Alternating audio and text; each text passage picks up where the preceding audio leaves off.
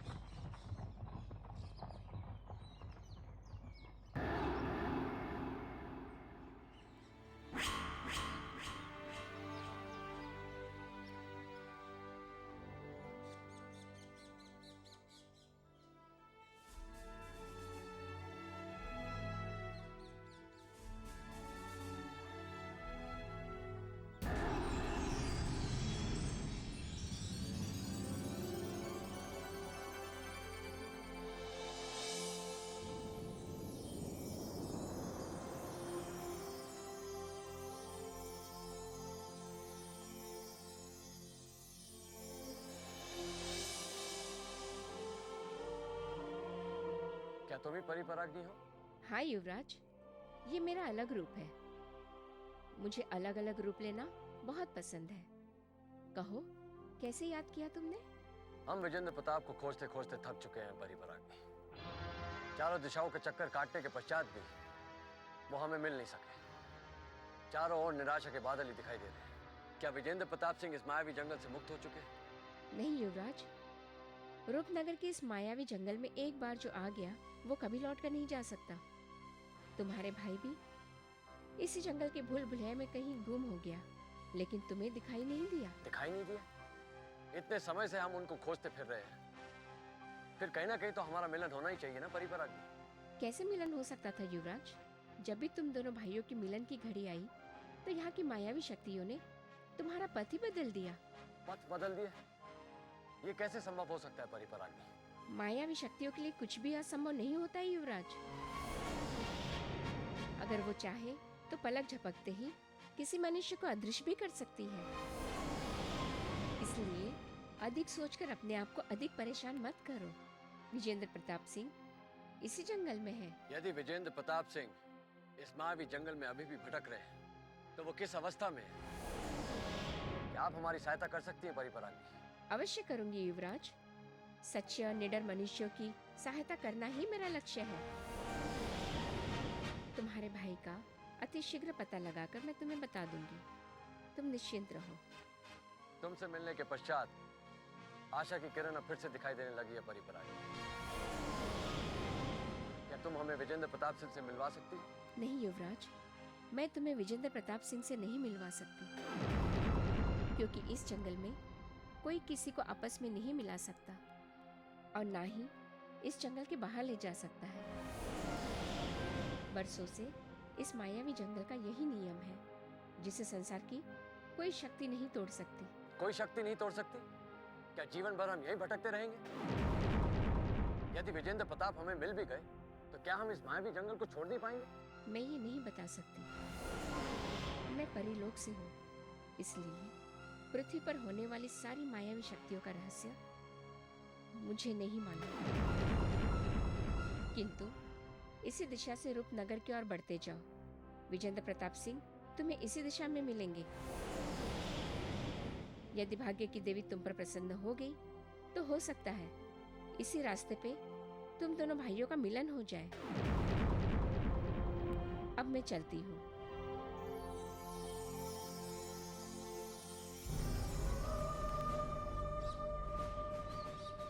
अब देखते हैं परी परागनी के बताए पथ पर किस मायावी शक्ति के दर्शन होते हैं।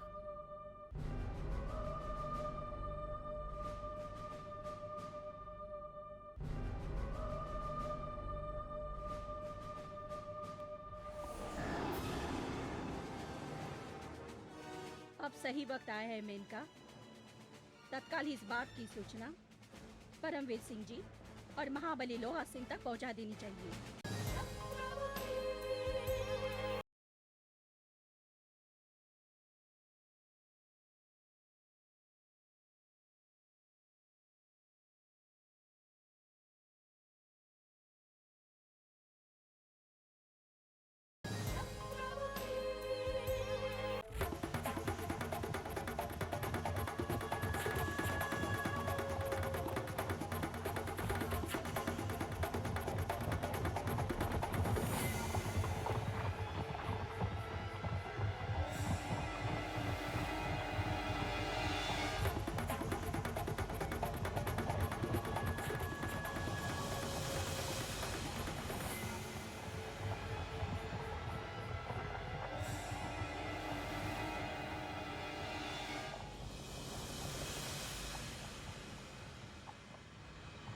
रुक जाओ।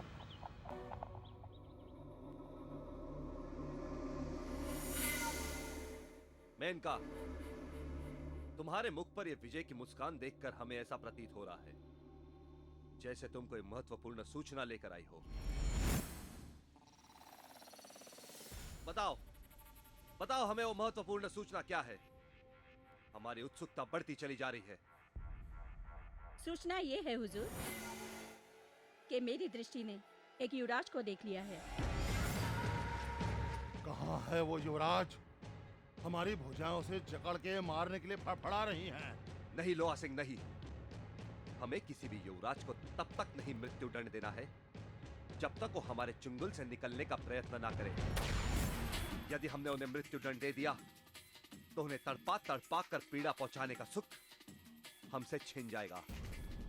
उन्हें मृत्यु दंड तब मिलेगा जब भाई रणवीर सिंह उन्हें अपने कारागार में डालकर इतना तड़पाएंगे कि वो अपने घुटनों के बल गिरकर हमसे मृत्यु की भिक्षा मांगेंगे। आप बिल्कुल ठीक कह रहे हैं हुजूर। जिन युवराजों ने हमारे मंत्रीवर्ग को इतनी पीड़ा पहुंचाई है, उन युवराजों को इतनी आसान मृत्यु देना मूर्खता होगी। जैसे वो हमारे बंधक बनेंगे, उसी समय से उनका अन्न और जल बंद कर देना चाहिए, ताकि कोड़ों की चोट के साथ साथ उन्हें भूख और प्यास से बेहाल होने का दर्द भी मिलता रहेगा। तुमने हमारे मन की बात जान ली है मेनका, किंतु अब समय नष्ट करने से कोई लाभ नहीं होगा। शीघ्र बताओ, तुमने जिस युवराज को देखा है वो कौन था? हमारे कारागार से जो विजेंद्र प्रताप सिंह भागा है, वो उसका भाई सूर्य प्रताप है। सूर्य प्रताप? बेचारा वो विजेंद्र प्रताप सिंह को हमारे चंगुल से छुड़ाने के लिए आया था, लेकिन अब वो ये नहीं जानता कि विजेंद्र प्रताप सिंह के साथ साथ वो भी हमारा बंधक बनने वाला है, क्योंकि इस जंगल में उसे लोहा सिंह से कोई भी नहीं बचा सकता, कोई भी नहीं। सूर्य प्रताप की एक परी परागनी सहायता कर रही है। मैंने दूर से देखा था, वो उसे जंगल की कठिनाइयों और संकटों के बारे में बता रही थी। परी परागनी? अब यह परी परागनी कौन है? हमने आज से पूर्व तो उसके बारे में कभी नहीं सुना था। मैंने भी पहले उसे कभी नहीं देखा है, किंतु वो सूर्य प्रताप को पथ भी बता रही थी और आगे जाकर उसकी सहायता भी करेगी। ऐसा कहते हुए मैंने उसे साफ साफ सुना है। हमारे शत्रु की सहायता करने वाला हमारा शत्रु हो जाता है। हम उस परी परागनी के पर काट देंगे ताकि वो कभी अपने लोक वापस ना जा सके, और सदैव सदैव के लिए उसे अपना बंधक बना देंगे। इससे पहले हमें सूर्य प्रताप सिंह को पकड़ना होगा, जिसे अभी भी मेनका ने देखा था। परी परागनी को हम बाद में देख लेंगे। हमारे पास समय कम है, हमें तत्काल सूर्य प्रताप सिंह को बंधक बनाना है। शीघ्र बताओ मेनका, तुमने जंगल में सूर्य प्रताप सिंह को कहाँ देखा था? जंगल में किस दिशा में जा रहा है वो? वो अभी पश्चिम दिशा की ओर बढ़ता चला जा रहा है।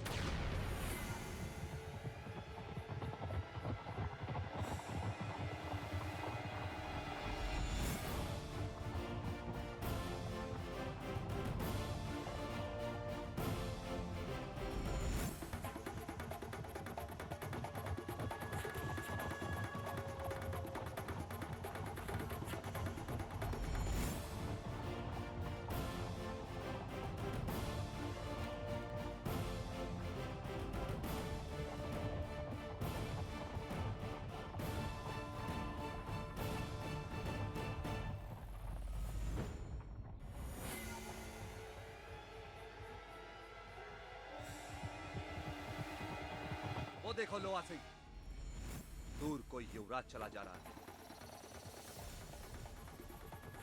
यदि वो वही युवराज सूर्य प्रताप सिंह है हुजूर, तो तत्काल ही इसे दबोच करके बंधक बना लेते हैं। ठहरो।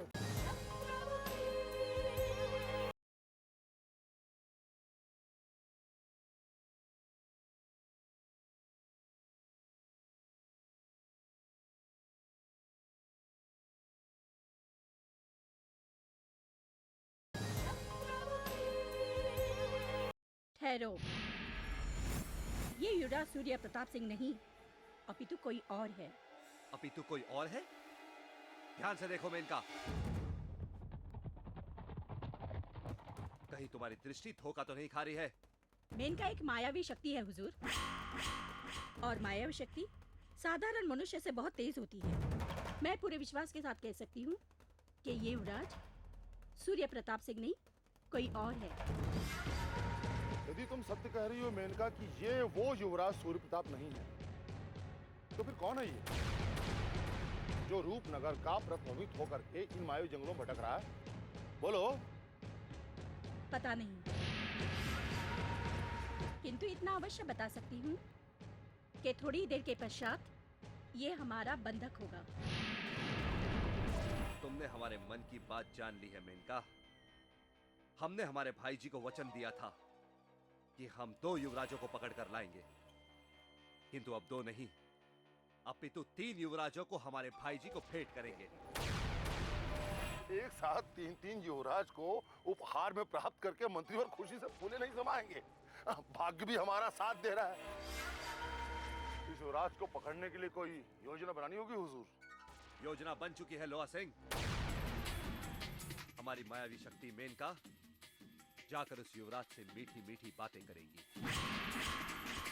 उसका परिचय प्राप्त करके उसे यहां आने का लक्ष्य पूछेगी। उसके पश्चात हम वहां जाकर उसके भाग्य का निर्णय लेंगे। जाओ मेनका, जाकर उस युवराज को अपना मायावी रूप दिखा दो और उसे इतना विवश कर दो कि वह स्वयं ही हमारा बंधक बन जाए। आपके आदेश का पालन होगा हुजूर। अब इस युवराज को मायावी मेनका के जाल में फंसने से देवता भी नहीं बचा सकते।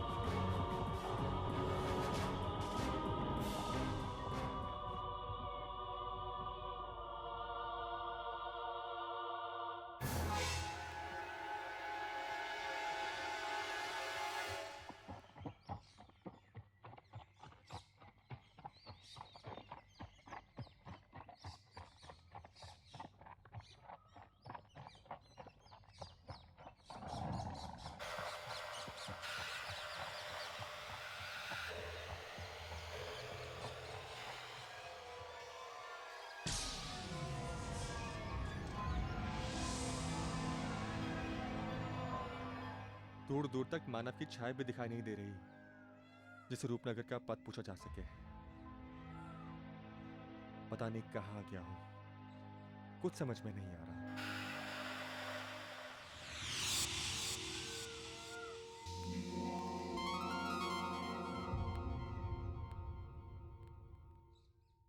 वो युवती कौन है? ईश्वर ने मेरी प्रार्थना सुन ली। लगता है मैं रूपनगर के निकट आ गया हूं। युवती, ओ युवती!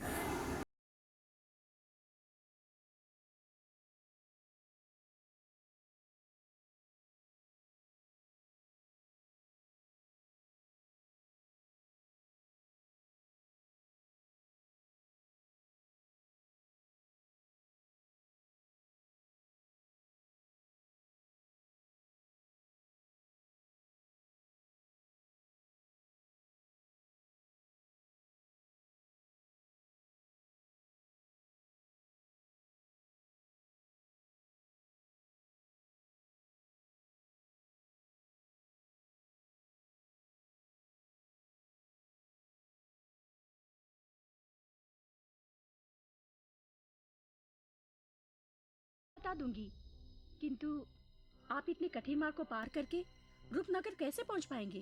क्या आपको अपने प्राणों का थोड़ा भी भय नहीं है? भय होता तो ये कठिन मार्ग नहीं पकड़ता। मुझे सिर्फ अपना लक्ष्य दिखाई देता है। कृपया शीघ्र से शीघ्र मुझे वहां जाने का पथ बता दीजिए। बताती हूँ पथिक, किंतु आप भी सैकड़ों युवराजों की तरह चंद्रमुखी को पाने के लिए अपने प्राणों को संकट में डालने जा रहे हैं। मुझे केवल इतना बता दीजिए, फिर मैं आपकी सहायता करूंगी। मैं चंद्रमुखी को नहीं, चंद्रमुखी के इस फूल को पाने के लिए आया हूँ, जो इस राज्य के सिवाय और कहीं नहीं खिलता। उस फूल से मेरे पिताश्री की दृष्टि वापस लौट सकती है, और यही मेरा लक्ष्य है। आपका लक्ष्य कठिन ही नहीं, असंभव भी है। सुना है राजकुमारी चंद्रमुखी अपने उस मायावी फूल को अपने प्राणों से भी अधिक प्रेम करती है, और उस फूल को उसने कहाँ छुपा के रखा है वो आज तक कोई भी नहीं जान पाया है, सिवाय चंद्रमुखी के। फिर आप उस फूल को कैसे प्राप्त करेंगे? मैं कुछ नहीं जानता। मैं सिर्फ इतना जानता हूँ कि अगर वो फूल खिला है तो सिर्फ मेरे पिताश्री की दृष्टि लौटाने के लिए ही खिला है। अगर तुमने शीघ्र पत्र नहीं बताया तो मैं आगे बढ़ जाऊंगा, चाहे कुछ भी हो जाए। ए युवती!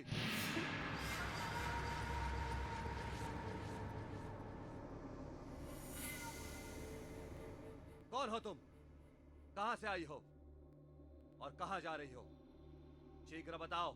हुजूर, मैं तो यहीं की रहने वाली हूँ, किंतु ये पथिक मुझसे चंद्रमुखी के राज्य का पथ पूछ रहे थे, इसलिए मैं यहीं रुक गई। और तुम कौन हो? मैं अलकापुरी नरेश का पुत्र वनराज हूँ। रूपनगर जाना चाहता हूँ। आप कौन हैं? युवराज, यही समझ लीजिए कि हम आपके शुभ चिंतक हैं। शुभ चिंतक? हाँ, शुभ चिंतक।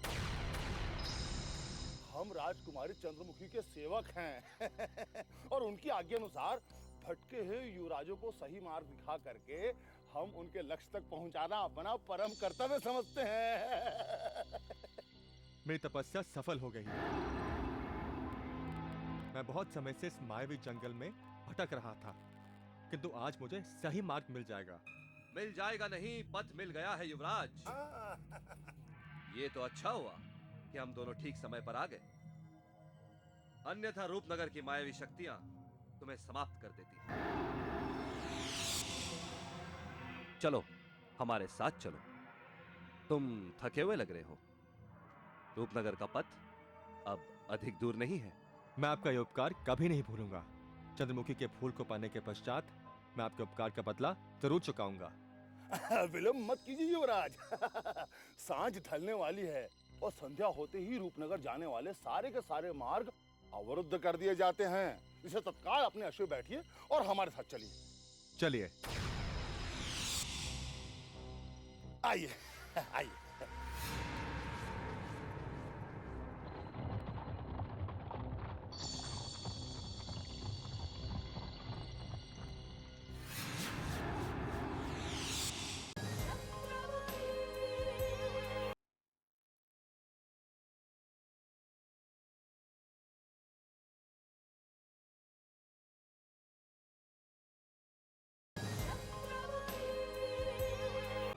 ये आप क्या कह रही हैं राजकुमारी जी? आपकी बातें सुनने के पश्चात मुझे साफ दिखाई दे रहा है कि पानी सर के ऊपर से गुजर चुका है। इससे पूर्व कि रूपनगर पर कोई संकट आए, हमें महाराज को तुरंत सूचित कर देना चाहिए। नहीं अभिमन्यु, महाराज का स्वास्थ्य ठीक नहीं चल रहा है। हम उन्हें ऐसी कोई सूचना नहीं दे सकते जिसे सुनने के पश्चात उनके स्वास्थ्य पर विपरीत असर पड़े। किंतु देर हो गई तो रणवीर सिंह को भरपूर अवसर मिल जाएगा और वो हमारे अतिथि युवराज को बंधक बना लेगा अथवा उनके प्राण ले लेगा। यदि ऐसा हो गया तो बाहर की दुनिया का कोई भी युवराज रूपनगर की ओर आने का साहस नहीं करेगा। तुम ठीक कह रहे हो अभिमन्यु। सुना है संसार के सारे राजा महाराजा और युवराजों को पता चल गया है कि रूपनगर के पथ में जो एक बार आता है वो वापस लौटकर अपने राज्य कभी नहीं जा पाता। पता नहीं हमारे ये सुंदर राज्य को किसकी नजर लग गई। हमारे इस सुंदर राज्य को महल में रहने वाले उन्हीं शत्रुओं की नजर लग गई है जिन्हें महाराज ने विश्वास करके ऊंचे ऊंचे पदों पर बैठाया है। रणबीर सिंह, राजवीर सिंह, वीरेंद्र सिंह और नागराज की तरह और भी कई बड़े अधिकारी हैं जो महल की दीवारों को दीमक की तरह चाट चाट कर कमजोर कर रहे हैं।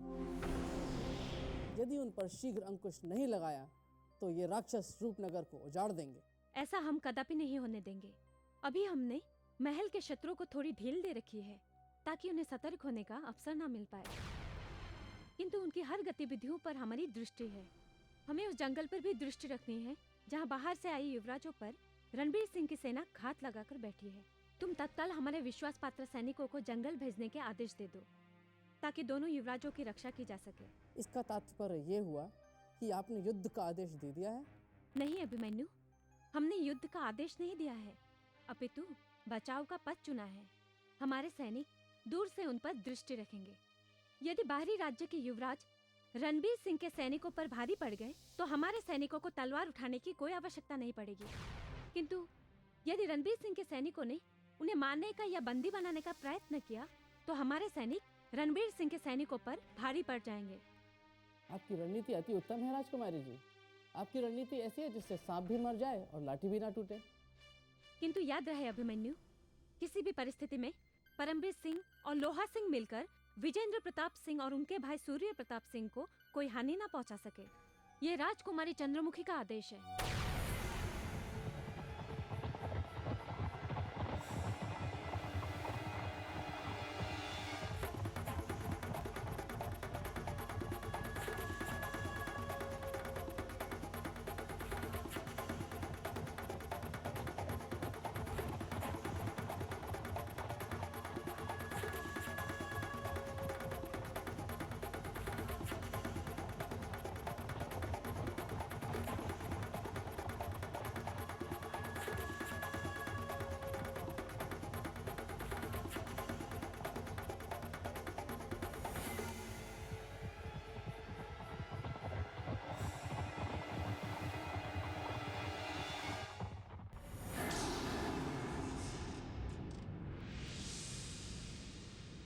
क्या हुआ? हम लोग रुक क्यों गए? आगे जाना अब संभव नहीं है। हमें यहीं कहीं पे डेरा डालना होगा। क्यों? अभी तो अंधेरा भी नहीं हुआ। हम कुछ दूर और आगे जा सकते हैं। नहीं युवराज, हम इस जंगल के चप्पे चप्पे को जानते हैं। जैसे ही अंधेरा हो जाएगा सैकड़ों हिंसक पशु आकर हम पर आक्रमण कर सकते हैं। और वैसे भी आज अमावस की रात है। अमावस की रात? हाँ युवराज, आज अमावस की रात है। कुछ ही देर बाद अंधेरा इतना घना हो जाएगा कि पथ दिखना तो दूर, हाथ को हाथ नहीं दिखाई देगा। इतने घने अंधेरे में आगे बढ़ने का अर्थ है कि संकट को न्योता देना। हमारे लिए अच्छा यही होगा कि हम यहीं डेरा डालें और विश्राम करें, और सुबह की पहली किरण फूटते ही हम नए युवराज के साथ रूपनगर की ओर प्रस्थान करें। इसी में हम सबकी भलाई है। क्यों युवराज, आज रात यहीं डेरा डाल के रुक लिया जाए? आज रात विश्राम करके कल सुबह की पहली किरण फूटते ही हम यहां से रूपनगर के लिए प्रस्थान करेंगे। अब जैसा उचित समझे वैसे ही करें। और वैसे भी मैं इस जंगल के बारे में इतना नहीं जानता जितना आप लोग जानते हैं। मुझे तो केवल इतनी ही प्रसन्नता है कि अब मेरा इस जंगल में भटकना बंद हो गया है। अगर आप लोग नहीं मिलते तो पता नहीं कब तक मैं इस मायावी जंगल में भटकता रहता। हमारा कार्य ही भटके हुए पथिक को सही राह दिखाना है युवराज। जैसे ही राजकुमारी चंद्रमुखी आपको सुरक्षित देखेंगी, पूरे राज्य में मिठाइयां बंटवाएंगी और एक नए अतिथि के आने की खुशी में अन्य कार्यक्रम आयोजित किए जाएंगे। बस सुबह होने की प्रतीक्षा कीजिए। आप सुकुशल रूपनगर की सीमाओं के भीतर होंगे। मैं आपका ये उपकार जीवन भर नहीं भूलूंगा। आपको जैसे उचित लगे आप वैसे ही कीजिए। मैं केवल आपके साथ साथ चलूंगा। यदि आपके इतने ऊंचे विचार हैं, तो समझिए अब आपको कोई कष्ट नहीं होगा। लोहा सिंह, हमारे अतिथि के ठहरने की उचित व्यवस्था की जाए और हाँ, ध्यान रहे इन्हें कोई कष्ट ना हो। आप चिंता मत कीजिए हुजूर। युवराज के संपूर्ण विश्राम और सुरक्षा की पूरी व्यवस्था की जाएगी। सैनिकों, यहीं पर डेरा डाल दो और युवराज और हमारे ठहरने की उचित व्यवस्था करो।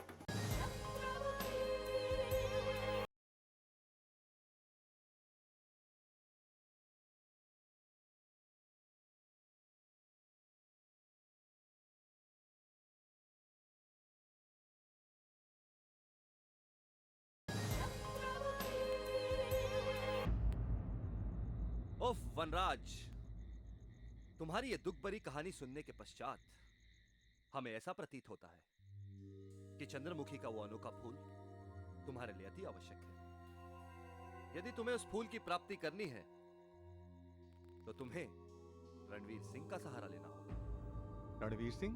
हाँ, रणवीर सिंह। रणवीर सिंह चंद्रमुखी के सबसे विश्वास पात्र मंत्री हैं।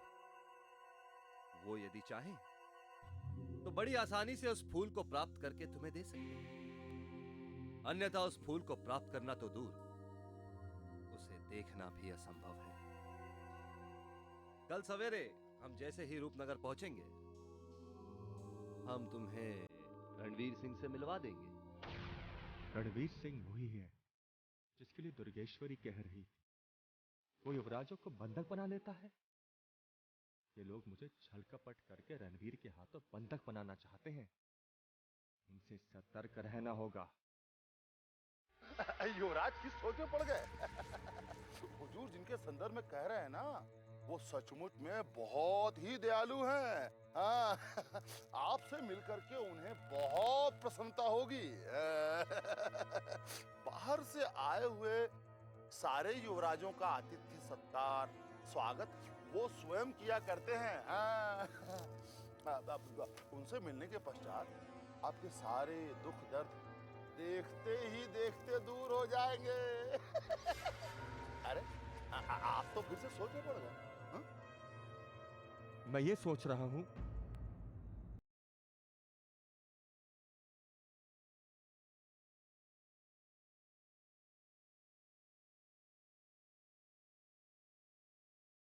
यदि आपने उनसे मिलने का निर्णय ले ही लिया है तो समझ लीजिए चंद्रमुखी का वो फूल आपने प्राप्त कर लिया है, जिसकी तलाश में न जाने कितने दिनों से आप इन जंगलों में भटक रहे हैं।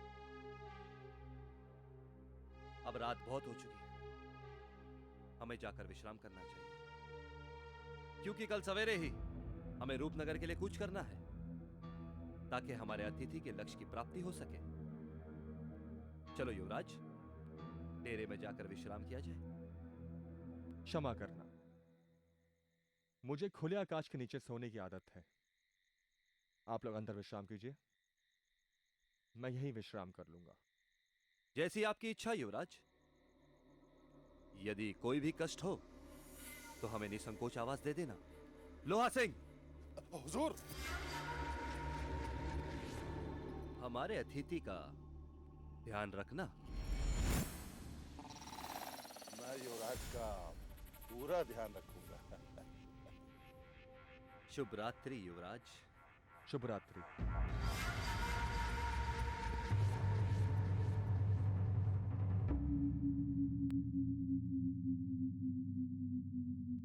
बधाई हो हुजूर। इतनी आसानी से ये युवराज हमारे जंगल में फंस जाएगा ये तो हमने मैंने सोचा भी नहीं था।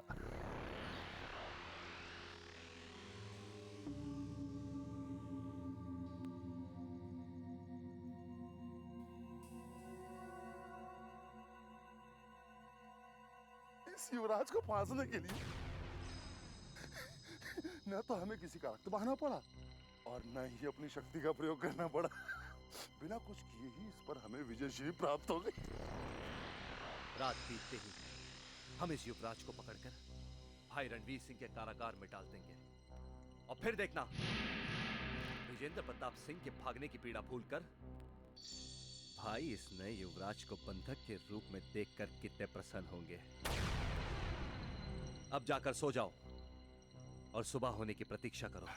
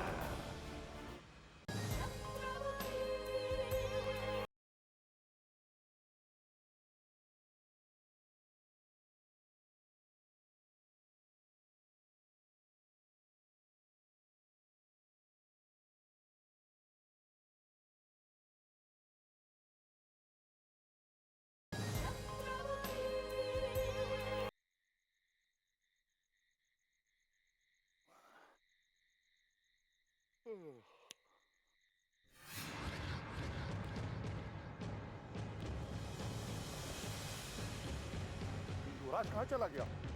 कहीं भाग तो नहीं गया? कहाँ गया वो? अरे सैनिकों! सैनिकों! क्या हुआ हुजूर? ये युवराज कहाँ चला गया? अरे तुम लोग पहरा दे रहे थे कि सो रहे थे? अरे मेरा मुंह क्या देख रहे हो? जवाब दो! अरे जाओ ढूंढो उसे! जाओ! लोहा सिंह, हुजूर, इतनी रात गए क्यों चिल्ला रहे हो? वो युवराज यहाँ पर नहीं है। लगता है कि हमें वो चकमा देकर के भाग गया है। चकमा देकर के भाग गया है? परंतु कैसे? रात्रि के इस अंधकार में तो कुछ भी दिखाई नहीं देता, तो वो कहाँ जा सकता है? यही तो मैं भी सोच रहा हूँ हुजूर, कि कहीं उसे कोई जंगल का हिंसक पशु तो उठा करके नहीं ले गया। ये कैसी बातें कर रहे हो लोहा सिंह? इतने सैनिकों के रहने के पश्चात यहाँ पे कोई जंगली पशु कैसे आ सकता है? और वैसे भी यदि उस पे किसी जंगली पशु ने हमला किया होता तो कम से कम उसकी चीखने की आवाज तो हमें अवश्य सुनाई देती। लगता है कि आप सत्य ही कह रहे हैं हुजूर। वैसे भी यहाँ पर आग जल रही है, और जहाँ तक मैंने सुना है कि आग के निकट कोई भी जंगली पशु कभी भी नहीं आता। अवश्य इसमें कोई रहस्य है, अन्यथा इतने सैनिकों के पहरे पे रहने के पश्चात यहाँ से मनुष्य तो क्या, वायु भी बचकर नहीं निकल सकती। सरकार, युवराज का कहीं पता नहीं चला। पता नहीं चला? अरे मूर्खो, डेरे से बाहर निकलकर जंगल की चारों दिशाओं में फैल जाओ और जल्द से जल्द उस युवराज को पकड़कर हमारे पास ले आओ। जाओ। लोहा सिंह, यदि ये युवराज हमारे हाथ से निकल गया तो भाई जी के सामने हमारा मस्तक शर्म से झुक जाएगा। हमने सोचा था कि भाई जी को 3-3 युवराज की भेंट देंगे, परंतु जो एक युवराज हमारे हाथ लगा था वो भी हमारे जाल से छूटकर भाग गया। वैसे भी वो कहाँ तक भागेंगे हुजूर? इस मायावी जंगल में उस युवराज का बहुत दिनों तक हमसे छुप रह पाना असंभव है। मुझे अपने सैनिकों पर पूर्ण विश्वास है कि वो उस युवराज को पकड़ करके हमारे सामने उपस्थित कर देंगे। हमारे सैनिकों पर से अब हमारा विश्वास उठ गया है लोहा सिंह। एक युवराज इतने सैनिकों के होते यहां से कैसे चला गया? हाथ पे हाथ धरे बैठने से कुछ नहीं होगा, हमें शीघ्र ही उस युवराज की खोज करनी चाहिए। कि आप मुझे आज्ञा दे तो मैं जंगल में जाकर उस युवराज को खोजता हूँ। यदि मुझे वो युवराज मिल गया तो मैं अपने मुक्के के एक ही प्रहार से उसके मस्तक के टुकड़े टुकड़े कर दूंगा। नहीं लोहा सिंह, हमें उसे इतनी जल्दी मृत्यु दंड नहीं देना है। एक बार हमें उसे पकड़कर कारागार में डाल देने दो, फिर हम उसे तड़पा तड़पा कर मारेंगे। समय व्यर्थ करने से कोई लाभ नहीं होगा। चलो।